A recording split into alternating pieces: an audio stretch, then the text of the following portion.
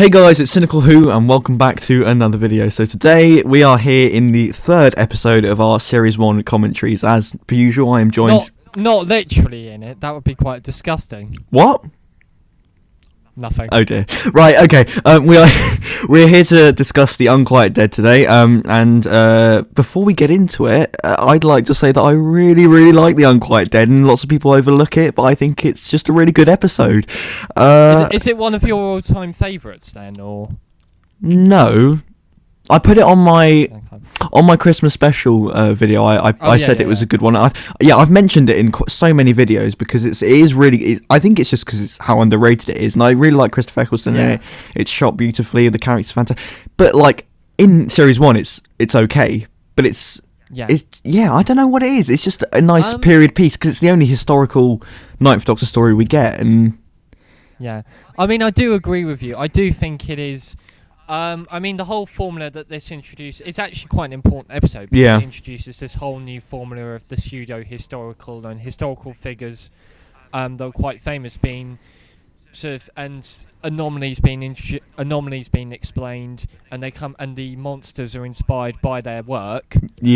Which is something we see in Shakespeare Code, Unicorn and the Wasp, and I do. Vincent really and the Doctor, Haunting of Villa Diodati. It's a recipe that's been done to death, and I do think it is one of the best examples still after all this time. And for the historical one of Mark Gatiss's, this is Mark Gatiss' first script for Doctor Who, and Mark Gatiss is a bit of a mixed bag with me. I don't really some of the stuff I really like The Idiot's Lantern. I reviewed that recently, so go check it out. I do like some of his stuff, but when it's done right, I like it. But when it's done wrong, I really don't like it.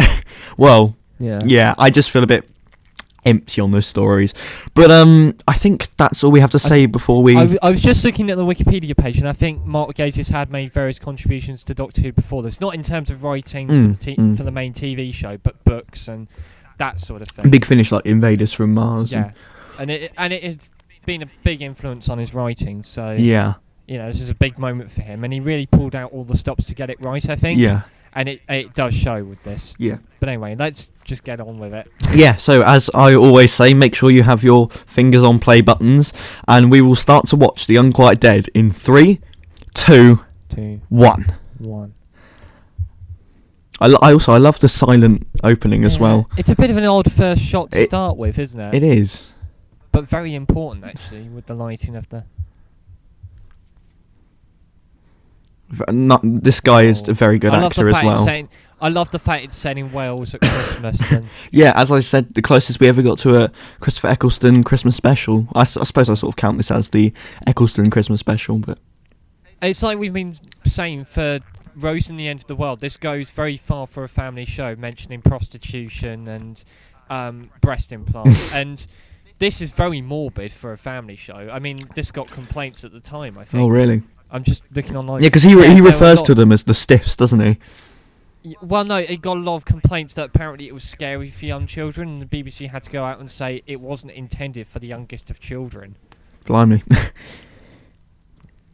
I really do like the idea of the girl from the moral sort of dilemma that comes across at the end of the episode. The contrast is great because it's a more conventional horror ghost story, isn't it? Yeah, I love that from him. Just like, oh god, it's happening again. The sci-fi element of it is somewhat subdued compared to the last couple of weeks. This is why we need pure historicals. And of course, Gwyneth is played by Eve Miles, who also plays Gwen in Torchwood. I don't think they ever explained that. That happened after this point. No, it was referred to. It was referred to in Journey's End. It was, wasn't it? I can't remember the line. What was? It was like, something along the lines of, in the Journey's End when they're doing the call, do you come from an old Cardiff family? And she's like, yes, dating all the way back to the 1600s. Oh, okay. That explains it. There's a brief reference to it, but if you didn't know, you wouldn't realise, I think. That last shot was beautiful before the titles. Very odd that the BBC logo appears during the titles. I always thought it was during the pre-title sequence in all the Doctor Who, in all the Series 1 stories, which marks it out from the Series 2 and 3, where it always appears during the titles. But anyway. Nice logo as well. I do quite like the RTD logo, but it's sort of... yeah, I was going to ask you about that. Apparently people sent death threats to the production team. I mean, I like it, but only because it's nostalgia. Also, I love how the shot there is great of the TARDIS. That I've always thought that top bit of the TARDIS really weird, because you never really see it. Yeah. It was never included on the figure playset. It looks like a coca bean. Yeah, is this the first time we've had a companion fly the TARDIS? No, Nyssa flies it in... Well, she supposedly flies it in Castrovalva, doesn't she? Yeah, but Nyssa was a smart ass, so... Yeah. No, it's Nyssa or Tegan, one of them flies it in Castrovalva, but the Doctor says at the end it's not actually them, it's the TARDIS doing it automatically. Something happens, okay?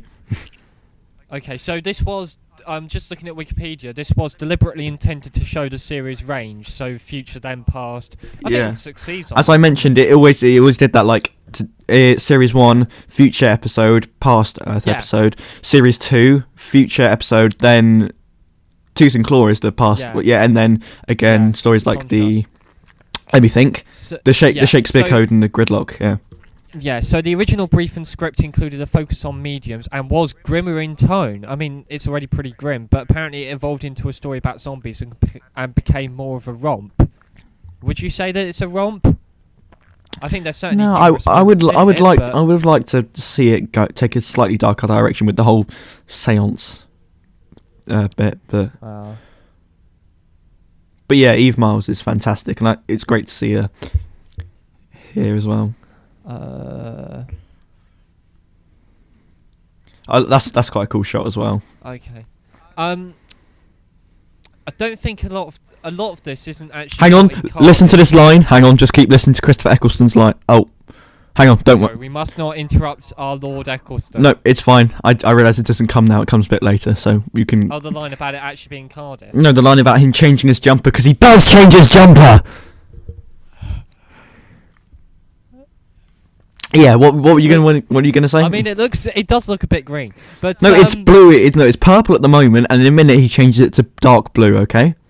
Okay, I'll bear in mind. Rose's line here about it happening just once is very profound. Christopher Eccleston's face is just like, yeah. So what? What are you trying to say? Yeah. Oh yeah. Sadness when he says that.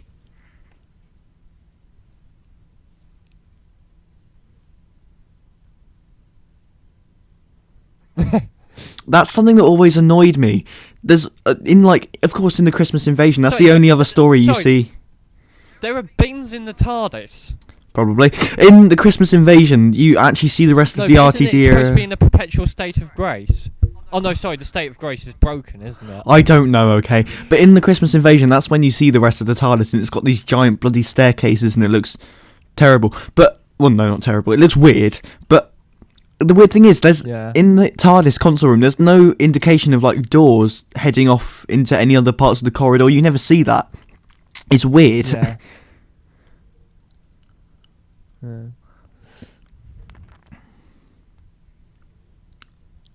Was that ever explained? Why does she have these powers?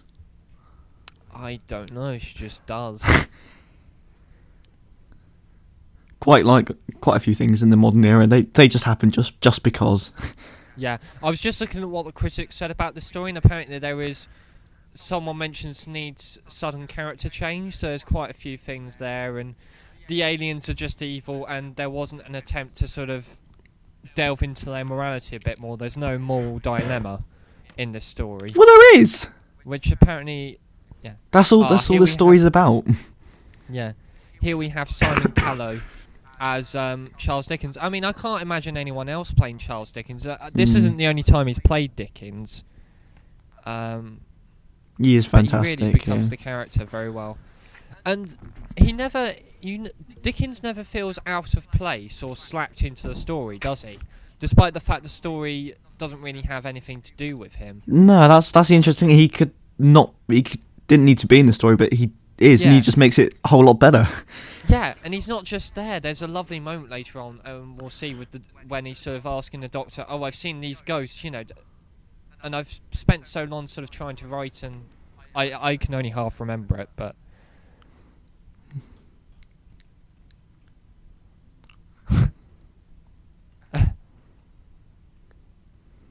quite sad when you think about it, isn't it? I'm like a ghost condemned to repeat myself. Isn't that like the Gelf? So actually, it does have a lot to do with the story. Foreshadowing. But it's nice and subtle. Yeah, get it, Orphan 55. Subtle. Orphan 55 has nothing to do with this. Yeah, the thing is, it's not subtle. Well. Actually, I'm a bit too kind on Orphan 55, as I keep mentioning. You right? I'm just. He's under the floor in the TARDIS. Hang on. Yeah, listen to his line. Oh, hang on. Oh god, that bit makes me feel a bit sick. Oh, there we go. Yeah. That's it. Well, he's just trying to be nice. It was a more innocent. Hang on, listen. And she's quite beautiful. I changed my jumper. He changed his jumper to blue. Okay. It still looks green-black. Yeah, well, you're colourblind. I love how Rose likes to sort of wants to take ownership of being the first to, and takes so much joy in the snow. Such a simple moment, but just every single little moment is really explored very well, and I think that's down to the direction as well. It's so sad. I would have loved. This is Euros Lin's directorial debut, and I think he's very underrated. Oh yeah, he's great. He's yeah, very good. That shot's awesome as well. But I think it's a shame we never actually got to see Christopher Eccleston in period costume in this episode. That would have been really nice. Oh, no. The costumes in general are pretty well done. Oh yeah, they look fantastic, and the street as well looks lovely. Yeah. And this is the brilliant comic moment where he's like, "This isn't actually London." Oh yeah.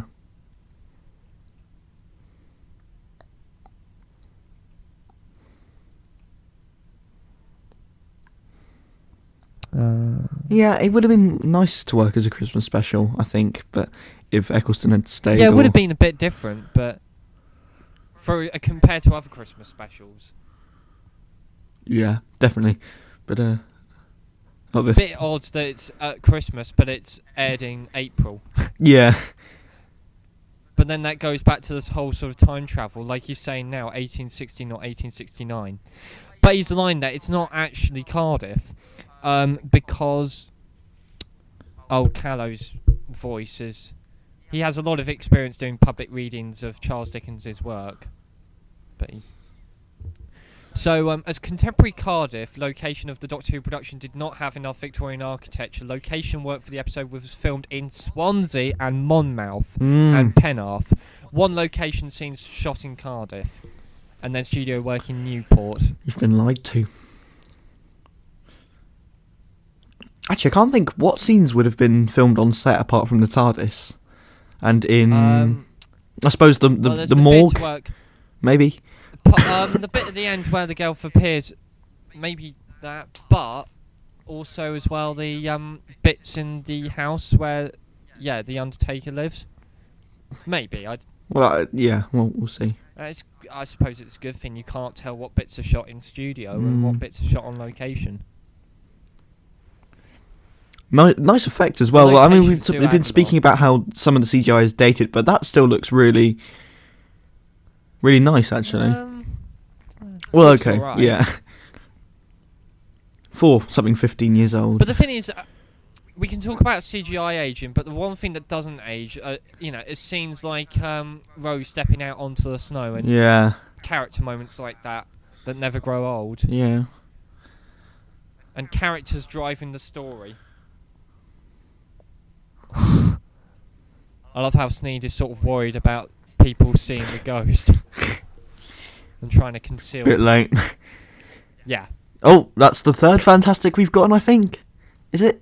Yeah. I'm not counting because I'm not that sad. I am. I think that's the third.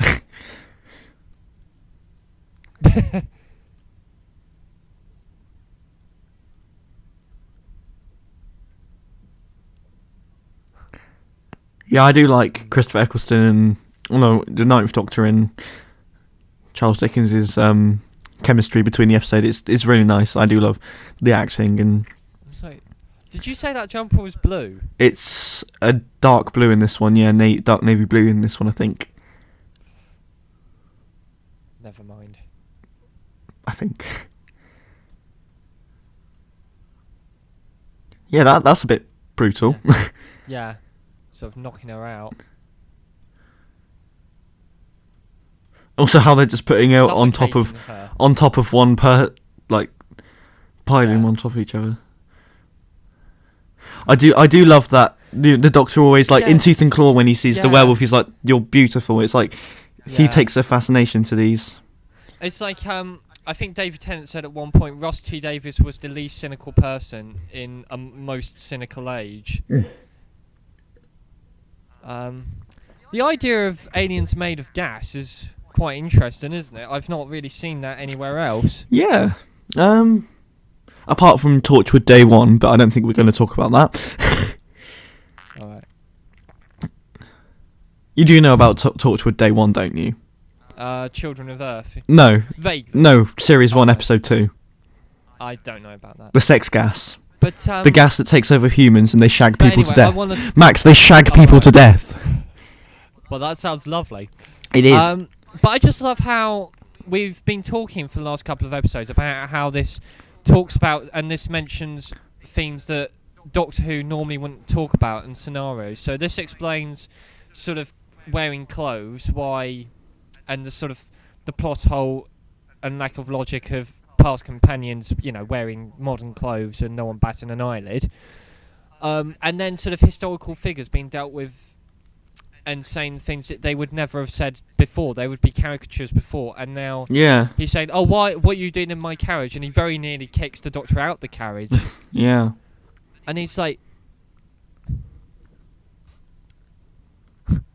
and it's character development as well, because the reason Charles Dickens keeps him in the carriage is because he's kind about the work and flatters him. And if you want to see how not to do a historical figure right, see Time Lash for H.G. Wells being absolutely butchered. Yeah, just slapped in there.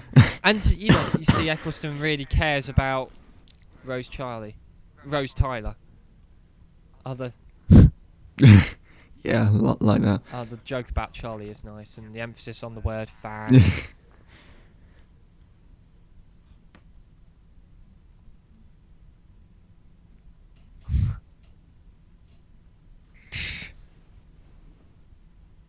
I mean, why is it Undertakers always have the sort of same black humour? Well, probably suits the job, doesn't it? I asked my friend yesterday, would you rather be an Undertaker or a forensics investigator for murder scenes? I feel like if you were an Undertaker, it would be less gruesome.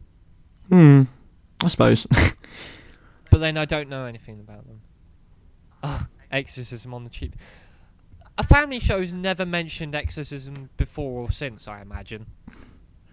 Thank God it's just glossed over. Yeah. I mean, bold from Mark Gatiss, but... Well, goes back to the whole black humour of this.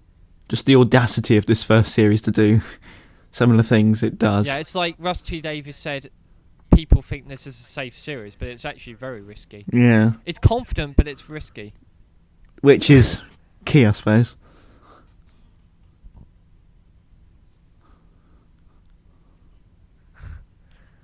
I love how people normally say "what the Dickens," but here he says "what the Shakespeare." Oh yeah, I love that. Bit of an odd place to have a joke, but fair enough. Yeah, I think does he not say it? Does he not say it? Brooks just asks if the thing is all right. It's clearly not. I love this, but does he not also repeat the Shakespeare joke later on, or is that just me imagining? I don't know. Once was enough, but. Yeah, this is quite creepy actually. The fact this would have made a very good. The Doctor gets there just in time. Only 17 minutes in and we get tension. Yeah, again the pacing is just great. It's like 45 minutes really flashes by, but I don't know if that's because I've watched these 100 times before. Yeah. But I think certainly if I were to watch Chibnall era episodes 100 times over, they would still feel quite long. I mean, they are slightly longer, but even still. So I don't really want to make too many comparisons with Chibnall episodes, because otherwise this will just be too depressing.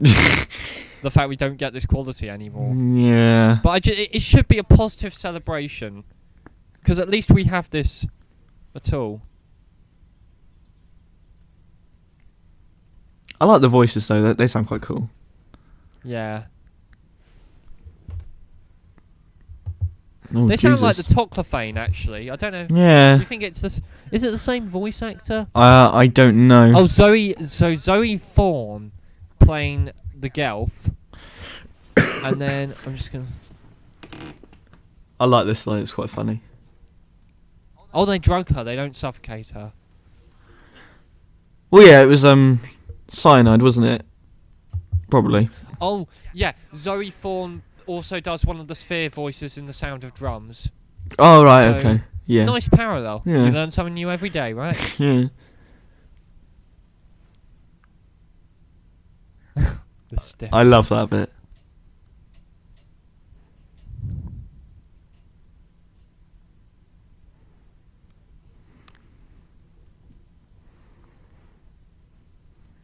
And I love how the fact there's sort of tension and sort of Charles Dickens is a little bit hard to persuade. Eccleston's face there again. Just he communicates so much with his face, like all great actors. Same with Callow there. You don't need his lines to tell that he means, he doesn't like. Oh yeah, just even telling Charles Dickens to shut up. He's. Oh yeah. Doctor is boss here. He just said he was the #1 fan.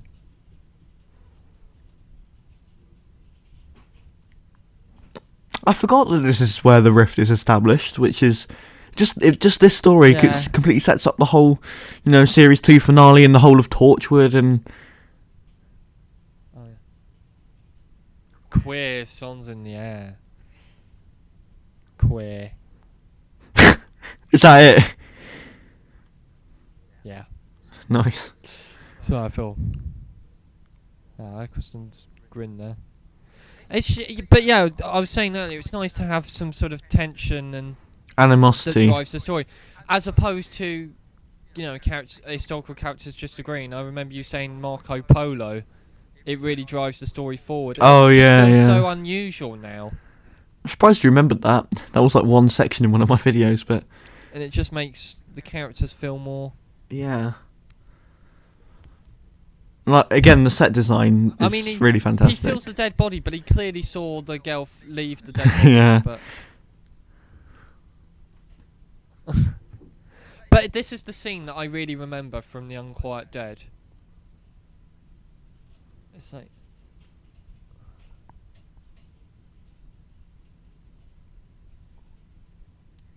Just.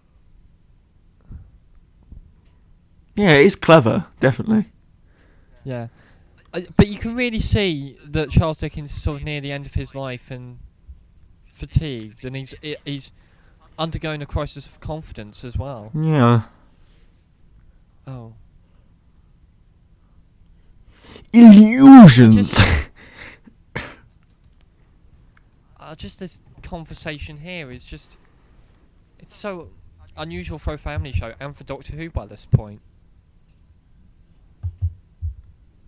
And it doesn't feel like they're just reading a Wikipedia article like James I in The Witchfinders. Yeah. But I think that's mainly because of Callow's performance. Yeah. Oh. He's asking if he's wasted his life. And you just wonder why this was never talked about before. It seems so obvious. Yeah.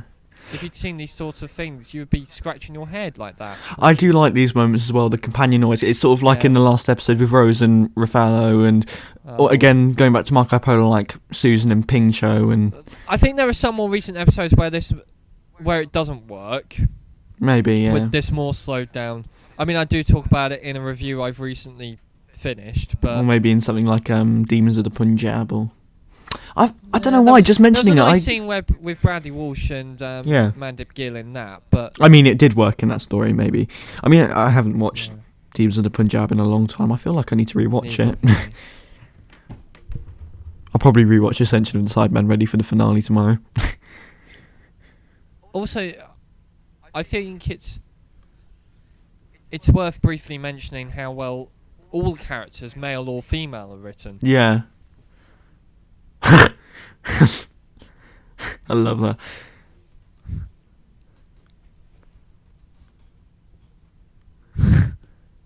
Yeah, Billie Piper again. Even like third episode, she's fantastic.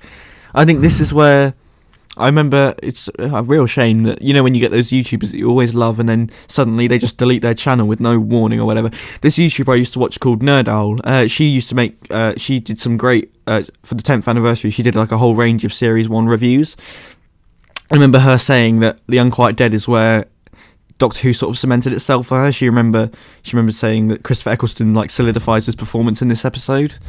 Yeah, this is, I was saying in the End of the World commentary about the production notes that Ross T. Davis wrote, and actually let me see if I can get that out again and then I can directly read it. Please excuse me one moment. Oh yeah, so he was talking about End of the World down to 7.9 million in the ratings. Absolutely expected. That's what episode 2s do.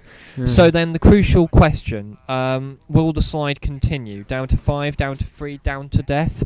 The entire future of Doctor Who pivoted around the week of The Unquiet Dead, and he describes that the most significant moment was the Sunday morning after The Unquiet Dead. Yeah, he was saying 2005 was terrifying. Had we pushed people away, he asked. Saturday 9th of April, I watched The Unquiet Dead's Ghosts and Zombies Rising from the Grave, and it felt a bit too symbolic. I thought, this is it, life or death. On this night, the Doctor stands or falls. And on Sunday morning, 10th of April, the figures came in. 8.8 million. We went up. Impossible. Again, well played, Mark Gatiss, and here we are, ever since that day, the Gelf inheritance. Yeah, I mean, again, for Mark Gatiss, Gatiss, who knows? But what I was thinking, because in my Idiots Lantern review, I mentioned stories like The Empress of Mars. The concepts are really great, but some of the execution of later stories, again, like Empress of Mars, or what's the Ice Warrior one from Series 7? I watched that recently and I got bored. Cold War. Sorry, you glitched out there a bit. Yeah, I was just saying the name of it. I do love sort of Gwyneth's vision of the future here. It's both funny and disturbing. Metal birds. And you've flown so far. Oh, and the reference to the big bad wolf. Oh yeah. I think this is the first reference to Bad Wolf here, isn't it? Yeah, and then we get it again on the side of heads here. But this is the start of the plot arc. Again, we get it again on the side of the TARDIS. And it's like it wasn't mentioned in the marketing at all. It's just something you're sort of expected to. Your intelligence isn't insulted. You just sort of notice it and. Yeah, I would have thought it would have been something to do with this episode. Your attention isn't drawn to it until Boomtown, where it's deliberately mentioned, like the characters mention it for the first time. Yeah, I've just realised that we do get the exposition for her visions. It's right here. It's because she lives upon the rift. Oh yeah. Also, I'm not thinking about it. I mean, we'll have to wait until we get to episodes like Dalek or Boomtown, but I think this might be my favourite episode from Series 1. No, maybe not. Maybe not. I think Dalek is probably my favourite episode. Yeah. Just in terms of how much I've rewatched it. Oh yeah. Dalek and the 2-part finale. Yeah, the 2-part finale is very underrated. Actually, I tweeted about that recently, and it's just gets so overlooked. And there's again that great moment like coward or killer and all that. But yeah, again, coward any day. I think we get a nice. Yeah, I love that joke from Chris Eccleston. I love a happy medium. That's just Gattis's writing is just. It's like Jodie Whittaker has so many lines like that, but it doesn't really work as well. Hang on. I just need to put this microphone down quickly. All right. Right. Get back in there, Magdalene. Oh, God. Right. Yeah, but again, quite dark for Doctor Who to do something like this. Yeah, I mean, especially so early. Yeah. Folly. Nice shot that as well. Wow, interesting. Also, did you ever complete that Gelf builder figure from Series 1 Figure Wave? What? Do you remember in the Series 1 figures, I think, you get a little part of the Gelf, and I never finished it. I got like 3 pieces. Oh. I don't think I ever got that. Also, I was looking, Captain Jack Harkness figures are bloody expensive. Oh. This shot here is just, yeah. Yeah, it's like you're saying, the CGI hasn't actually aged too badly. No, it's actually really nice. It does look a bit dreamy now and a bit weird, but in terms of the filter and the grading, but that actually works quite well. The fact it's sort of, the contrast has gone up a little bit. Yeah, it has, and I like that.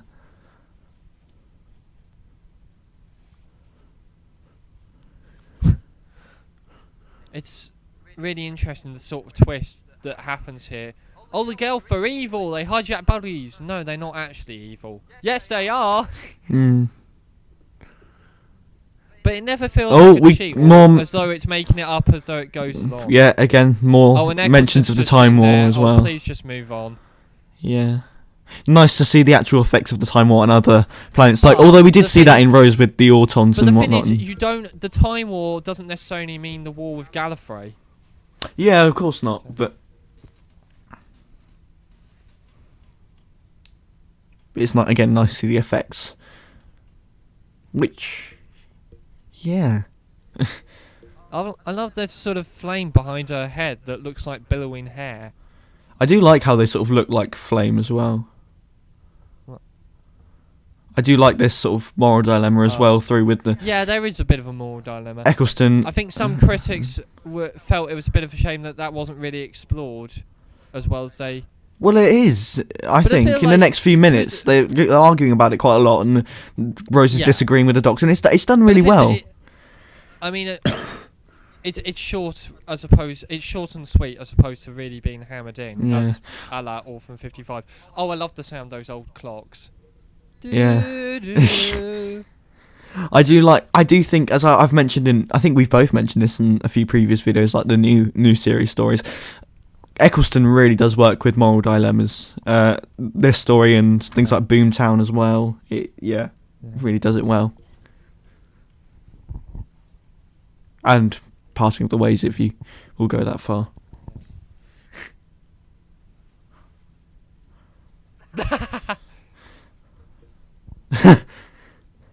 Bracken.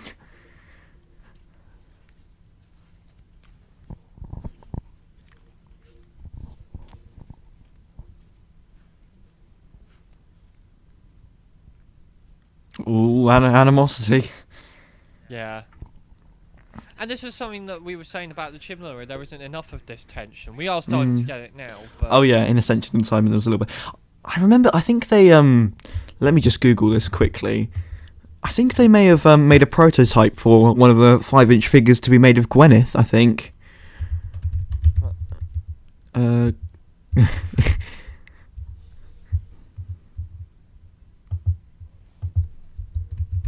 love that line. It's like, go home, Rose. Yeah, I don't think. I actually feel that yeah, I must have seen the critics do have a point, because Rose it's not much of a moral dilemma, because Rose just says, oh, it's wrong, which isn't much of an argument. And Rose Tyler's intelligent and could use the argument, how are we going to support all these people with limited resources, and that argument, which would make it easier for me to sort of support the character and sympathise with the character. But yeah, Eve Miles is fantastic. Great to bring her back, actually.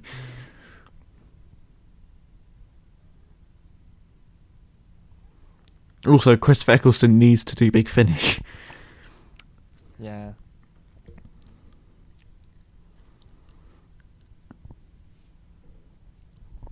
Oh, God.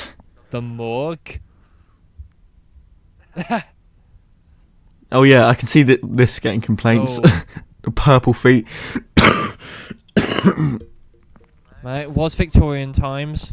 Well, I'm somewhat desensitised to it due to me having watched Torchwood all week, which is far more gruesome. Russell T Davies came up with the main concept, the general concept. Oh, right, okay. Which is why it's so brilliant. And then Adam's head just opens. Originally, the brief was fake mediums. Gators set it in a spiritualist hotel which had fake mediums, such as a character named Mrs. Plumshoot on the lower floors and Mr. Sneed on the top, though he was unaware he was a true medium. but the production team felt Gwyneth was a more popular character and she took on much of the medium role. Alright. And Gatiss was more interested in possession and zombies, so it naturally developed, which I think is probably why it went well.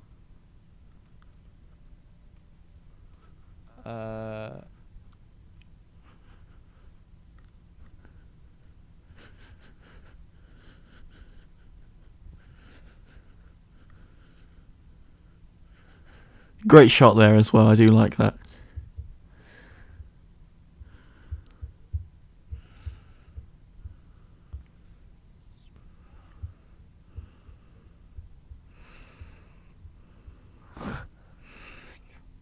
Interesting.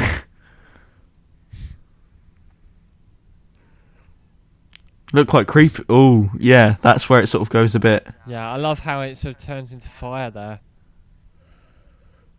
At this point, the quality's sort of gone down on the iPlayer. Because, I mean, the visual effects and what's happening on screen is very busy. And so that's... Well, probably just your Wi-Fi.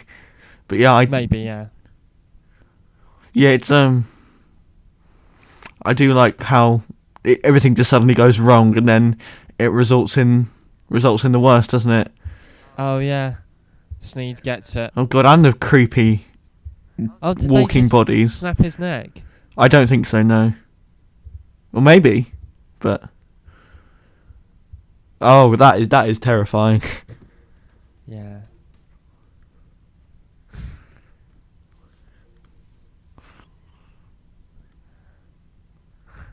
A bit of very dark humour from the Gelf there.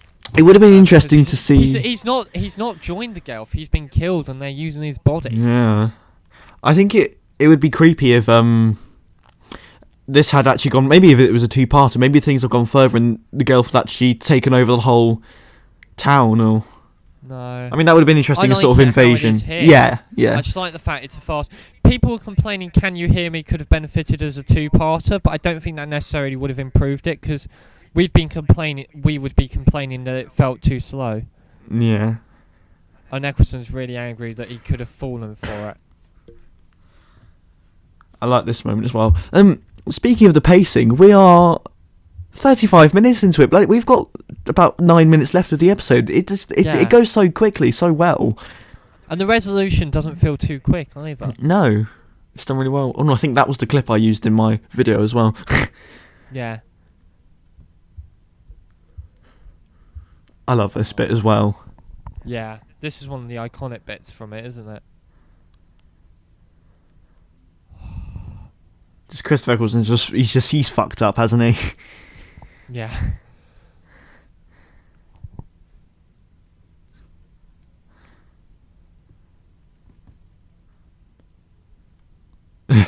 Great mind of Charles Dickens.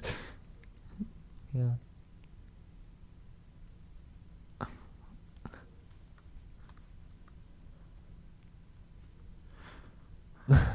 I love how Christopher Eccleston just beats himself up about all these things, and I think it happens quite. It happens in Dalek as well, and I love this line as well.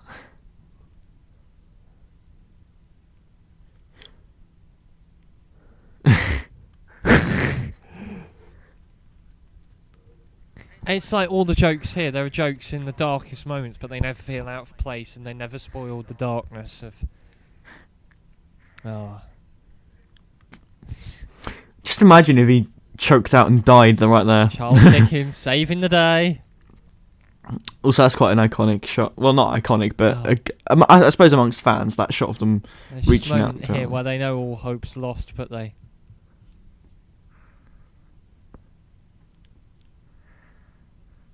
Oh.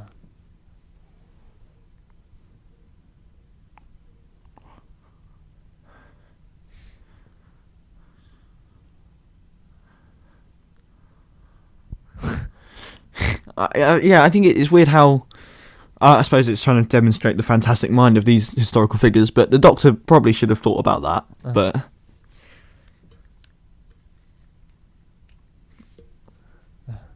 I don't understand. Wait, so what are they doing? They're filling the place with gas so they can... And then that draws them out because they live in gas. Yeah. And then what happens to them? Oh, they ignite it, don't they? Spoilers.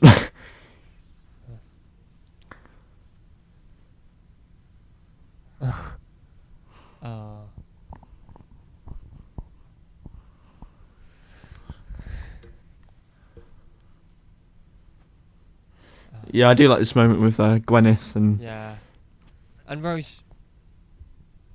How long has Rose known Gwyneth? And it's like, oh, I'm not leaving her, and... Yeah. Oh.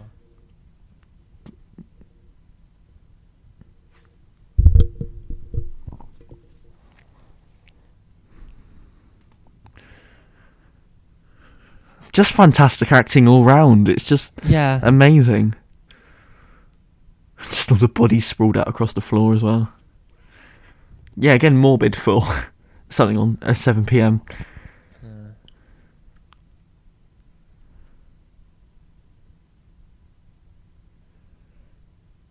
How often did the 9th Doctor say that?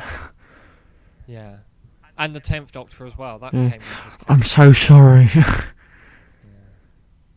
A great moment as well here. And the pyrotechnics or special effects, at least in this section, look fantastic. Just in a moment when we get there we go. Fantastic. He jumps a bit late, but... Well...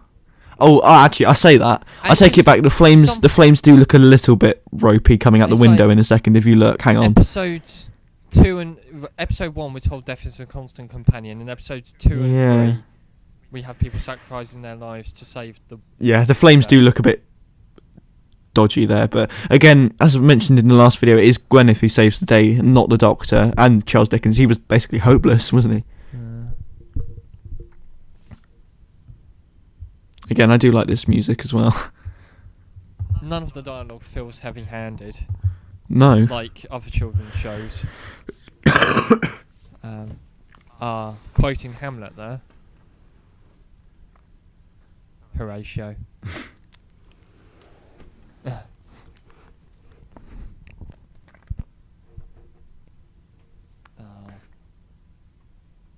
Again, I love that fantastic shot there of zooming out.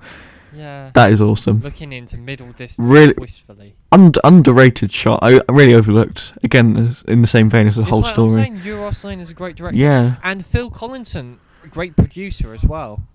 Yeah.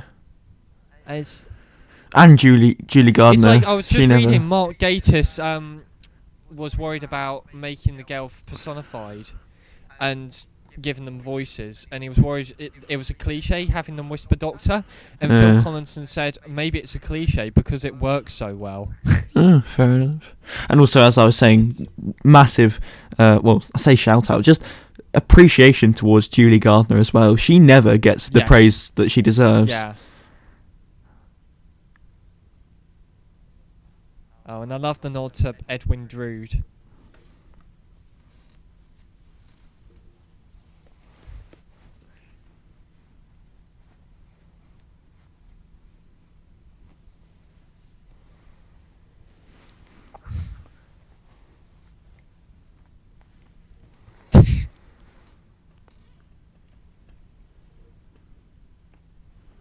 That's the 4th fantastic.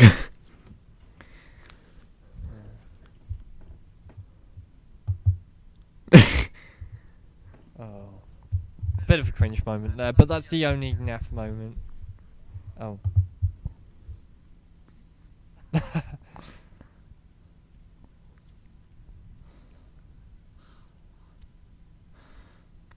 Yeah, the pacing, as mentioned before, I remember one time I think I had about an hour to kill, and just watching this story, it's just like, it really, like, it just makes for such easy viewing. Yeah. Well, I mean, it's easy viewing despite being so morbid. And yeah. Well, I suppose that's easy viewing for me because I'm warped. Oh, this...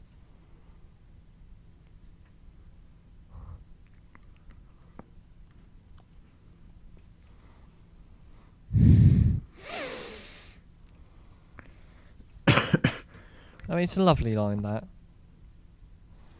Although I do have some reservations about how Colston does it, like, So he's like, oh, don't be stupid. Of course they last. But and his face there.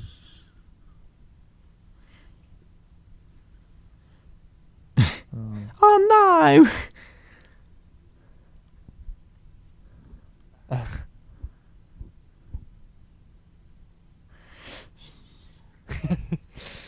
It's a weird shot. Actually, you mentioned the direction. That's a weird shot there of him just standing looking up at the TARDIS. But that's a nice shot, though. I don't think it's. I don't think the alleyway of the TARDIS. That's sort of like the next Doctor as well, isn't it? I like the way it ends with just him walking through the street. Yeah. But as I said, that alleyway looks. It's like is it? It's not the same place they filmed the next Doctor, but it's very reminiscent, isn't it? Yeah. Singing the same Christmas carol as well at the start. Ugh. Yeah, fantastic. And the next time trailer for... I just love the nods to Charles Dickens' work. And the infamous shot of Big Ben that's been flipped the wrong way round. Yeah. People do have their reservations about the story that's coming up, but I really like it. Oh, I love... See, Blue Jumper. Yeah, I really do love it. It's just such a nostalgia-packed episode. We will get onto that next week or tomorrow, in our sakes, potentially. I mean, we'll talk about it in a minute. Net Badland as well, and... Oh, yeah. And the Space Pig and Toshiko, and... Yeah. Just the fact they puts a new twist on the alien invasion. Yeah, something... Yeah, it took them so long to do it properly right, and something else that was sort of explored in Miracle Day. No, sorry, not Miracle... Children of Earth from Torchwood, but... Yeah. Right.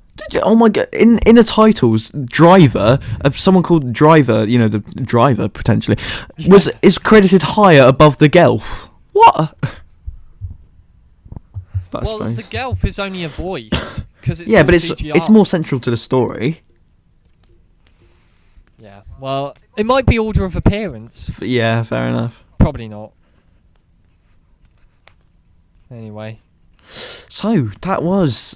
The Unquiet Dead. Any way your thoughts have changed throughout that? Again, I don't really have much else to say about it. I don't have much to say about it. I don't have much new to say about it, and it's just I can't pick out any bad things about it. There's just so much I like about it.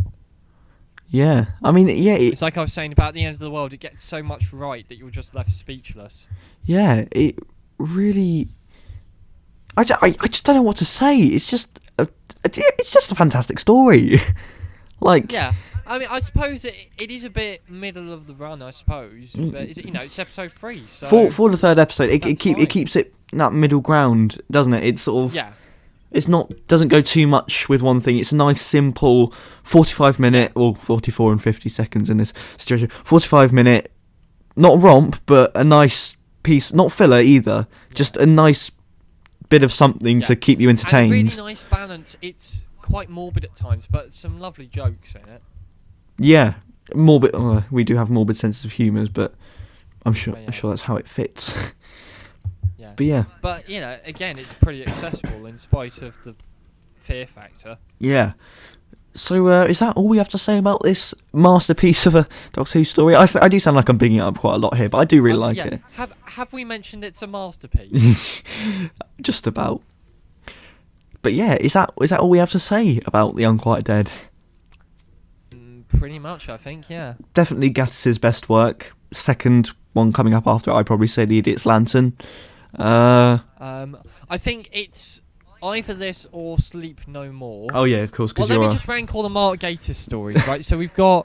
Well, there's quite a few. So I'll just have to look it up. Hang on. So Doctor Who episodes by Mark Gatiss. So The Unquiet Dead. Cold War, which is great. Which is... No, in chronological order. So The Idiot's Lantern, which you've reviewed. Hello? Yeah? Yeah, sorry. Wait, The Idiot's Lantern? Yeah. Did he write that? Yeah. No, he didn't. Yes, he did. Fuck off. He did. Okay, so Idiot's Lantern you've reviewed. Oh, sorry, Idiot's Lantern. I thought you meant The Impossible Planet. For some reason I got it confused. Yeah, of course, he did write The Idiot's Lantern, yes, which I did review, so go and check that out. Jesus, sorry, I'm really tired. Yeah. No, it's all right. It's Saturday. Victory of the Daleks. I mean, I'm making a video at the moment. Well, we're going to be making a video on Series 5 at some point this year. But well, you are. I'm not going to be asked about Season 5. Jesus. But suffice to say that I do like Victory of the Daleks. I do. It does have flaws, but it's nice. Night Terrors. I've not seen that one. I think that one's all right. There are things I like about it, but things I don't like about it. Well, I don't. The child act. I don't want to be cruel. About which episode is this? Night Terrors. Yeah. I mean, so God, such a interesting story. I think it's all right actually. Cold War is a bit of a rip-off of Dalek, but it sets up the Ice Warriors nicely. I watched that recently, and it was just a bit meh. Oh yeah. One of the better stories of Series 7, I think, though. The Crimson Horror as well. That seems to have become a bit of a cult classic. I haven't watched that in a while, but I ought to get around to it. I think it's interesting. Definitely. Yeah, I'd say that as well. I think that's certainly. It's definitely a Mark Gatiss story. And then Robot of Sherwood. Good grief, Robot of Sherwood is. It's jokes for jokes' sake. Yeah. It's like there's a moment where the sheriff is interrogating Clara, and he's like, "I'm not just gonna stop at ruling Nottingham. First Nottingham, then Croydon. I don't know exactly, but it's like one random area, and then he's like, next this random area." And then the world. It's a joke for joke's sake, and it makes it hard to take the villain seriously. It's too much of a light, humorous episode, and the plot is stupid. And Clara is the schoolgirl with the crush, and it's terrible. Yeah. Sleep More I've already talked about. I like it. Yeah. I think Empress of Mars is not. I don't. Empress of Mars was just poor. I need to watch it because I definitely didn't understand it on first viewing. Like all I remembered was, it's Alpha Centauri from Curse of Peladon. Oh yeah, I think on the whole it is a bit dull, but I don't think it's as good an Ice Warrior story as Cold War. But anyway, so that's Mark Gatiss. God, I completely forgot the Ice Warriors were in that story. Yeah, Empress of Mars. The Unquiet Dead is certainly one of his best scripts, isn't it? Yeah, definitely. I'd say his best. Yeah. So I think we should probably leave it there. Yeah, that's all we have to say about. Tell us what you think about The Unquiet Dead in the comments. Make sure to let us know your thoughts and opinions on if you like it, and if you don't like it, what the hell is wrong with you? Get off the channel, but also do explain why. Make sure to join us, or at least make sure you've watched our past 2 videos on Rose and the End of the World, and the other reviews for Rose as well. And make sure to come back and join us next week for the Aliens of London. Is that right? That is right. There we go. Yeah, Aliens of London. And then World War 3 the week after. And then Dalek and so on and so forth. Yeah. So, I think that's all we have to say. So, thank you very much for joining us in this Unquiet Dead commentary, and we will see you all next time. Goodbye. Goodbye.